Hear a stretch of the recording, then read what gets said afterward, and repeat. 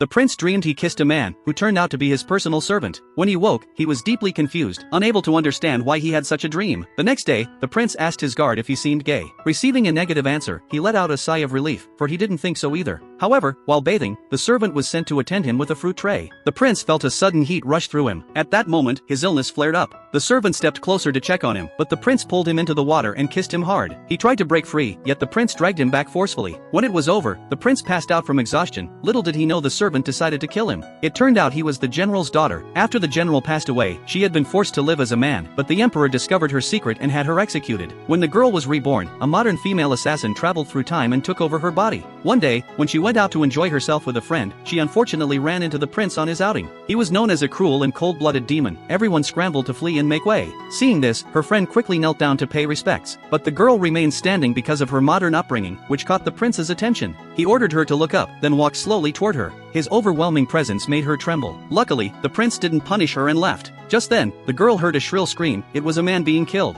The prince stood there coldly wiping blood from his hands. Horrified, she quickly pulled the friend away. Once they were safe, the friend told her that the emperor was currently selecting male consorts for the prince, and good-looking men like them should stay far away from him if they wanted to stay alive. The girl agreed. Then they couldn't help imagining what it would be like to serve the prince together. The friend added that if that day ever came, he would have to be the main consort. The girl was speechless. When she returned home, she found her family kneeling to welcome the prince's arrival. A bad feeling came over the girl. Sure enough, the prince walked straight to her and called her name. The girl had to stand and respond, but suddenly, her stomach let out a loud growl. The prince asked what she wanted to eat. Hearing this, the girl excitedly rambled off all her favorite dishes. At that moment, her mother started planning the style of her own coffin, and her grandfather felt as if he could see his ancestors coming to take him to heaven. To everyone's surprise, the prince praised the girl for having a good appetite, then ordered her to move into his mansion.